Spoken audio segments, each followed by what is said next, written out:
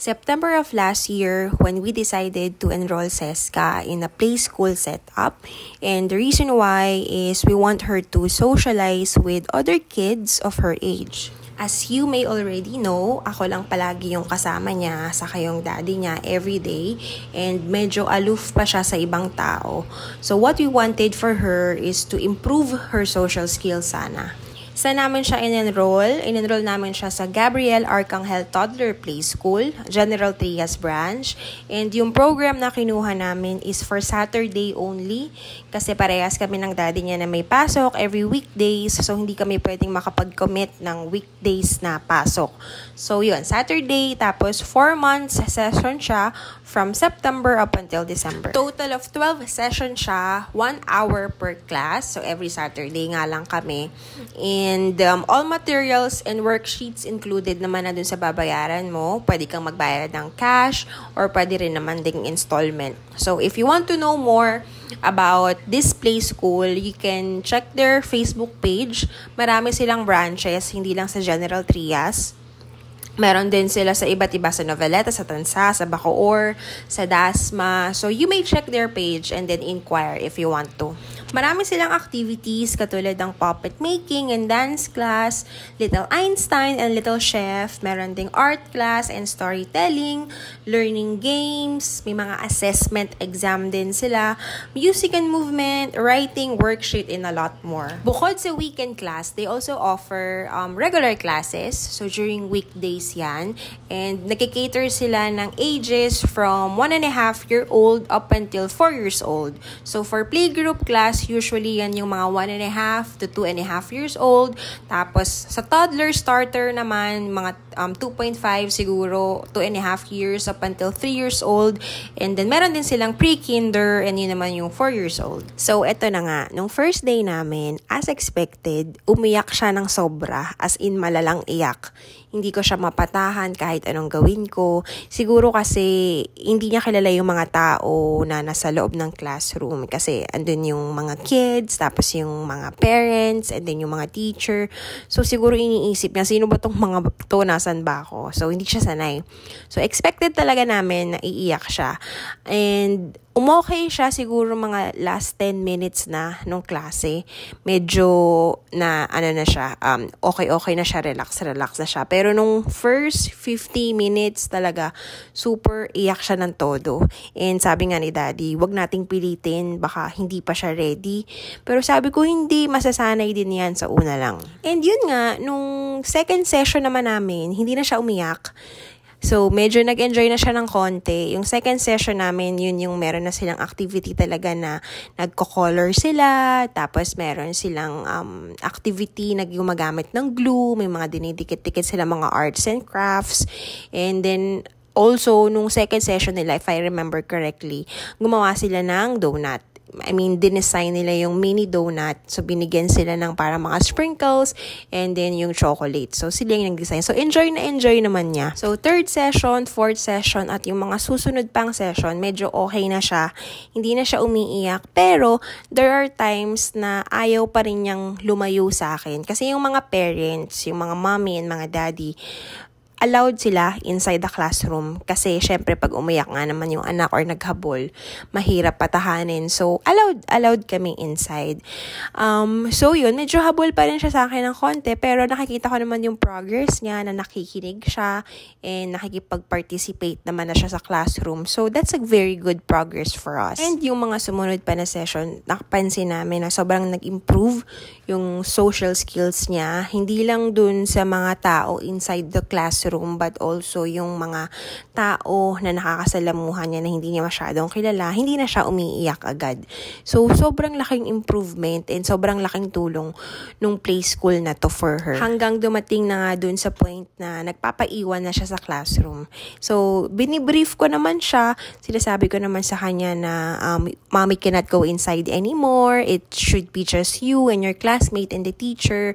Mommy will just wait for you outside. And then nakikinig naman siya. Okay naman, hindi naman na siya umiiyak. So, syempre, super proud parents kami ni daddy kasi nakita namin yung progress niya from ayaw pumasok to gusto nang pumasok. So, nakakatuwa. And isa pa sa nagustuhan ko dito sa experience namin sa play school na to is merong educational tour. We were able to experience it.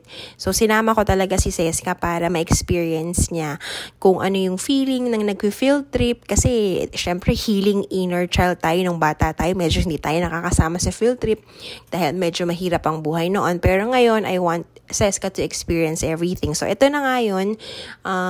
Yung first educational tour nila, nagpunta kami sa Desert Museum, tapos nagpunta kami sa Gutopia, and sa Mind Museum. Saka doon din pala sa MMDA Park, na experience niya din yun. Tapos, sobrang sakto din nung pagka-enroll namin sa kanya kasi ang daming activities kasi dito na-experience niya din yung magkaroon ng Halloween activity. So, after ng Halloween activity, syempre after naman nun is Christmas party or year-end party.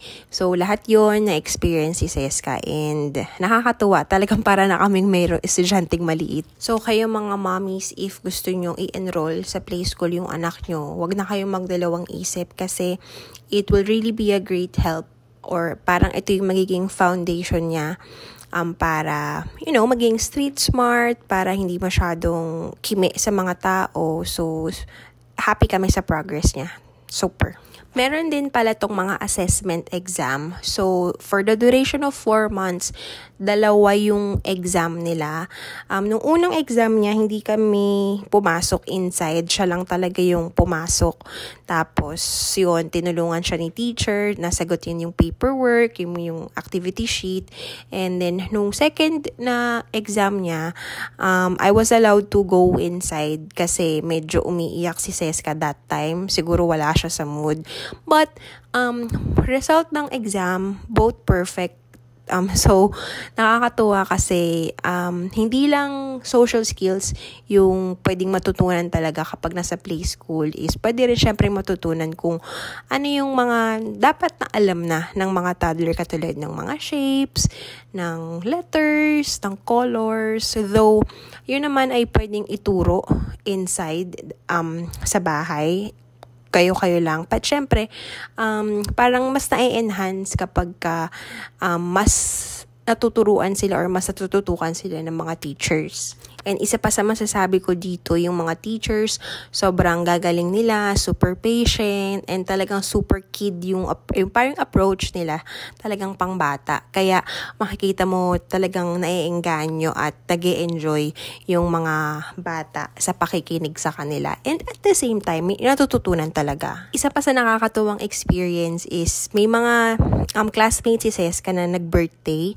And pag may birthday kasi ginagawa nila, nagbibigay sila ng food. So, na-experience ni Seska yun. Ito nga siya yung clip na to na nabigyan siya ng food, ng McDo. Tapos at the same time, meron ding giveaway yung classmate niya.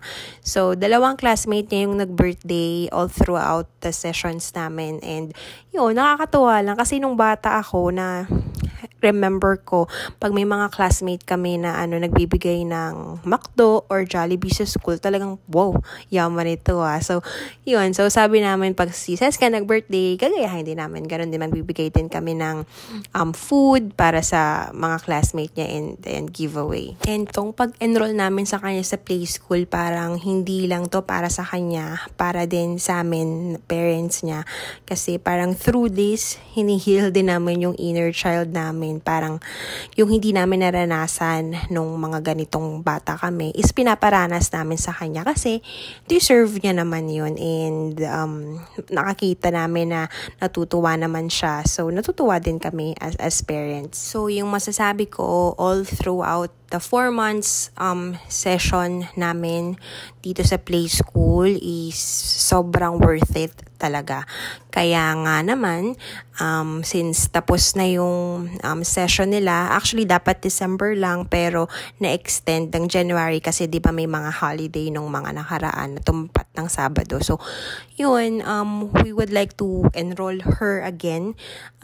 Sana regular class yung Tuesday, Thursday para twice a week. Kaya lang hindi talaga kaya ng schedule namin mag-asawa. So we're gonna enroll her again. So sa Saturday class ulit para tuloy-tuloy lang. And ang maganda dun, tong enroll namin sa kanya na pangalawa, ang sabi ng mga teacher is kasama na siya sa moving up na gaganapin ng May. So, yun, parang mini graduation, parang moving up. So, nakakatuwa. And then, after nito, itong second session niya or second play school niya, and probably i-enroll namin siya ulit. Pero for toddler starter na, yung 3 years old and up. Kasi syempre gusto namin tuloy-tuloy lang din to para pag nag-kinder siya or pag pumasok na talaga siya sa school is hindi na siya mahihiya and sanay na siya talaga. And ito nga yung last day niya, moving up nila sa room lang. So ayan, naka-superhero costume sila and super cute-cute talaga ng mga bata. O ayan siya, si Darna. Sino ka dyan, Darna? And syempre gusto namin magpasalamat sa GATP or dun sa school ni Seska, sa Gabriel Arcangel Toddler Play School kasi sobrang laking tulong simula nung in-enroll namin si Seska. Hindi na siya umiiyak sa ibang tao and mas marunong na siya talagang mag-socialize. So kaya naman itutuloy-tuloy lang namin hanggang sa mag-pre-kinder na siya. So ayun, congratulations anak, we are very very proud of you. We love you so much. Salamat sa panonood mga mommies. If you're interested na mag-enroll din sa play school na to, go ahead and message them sa Facebook page nila. Responsive naman sila. So, yun lang. Happy schooling! Bye!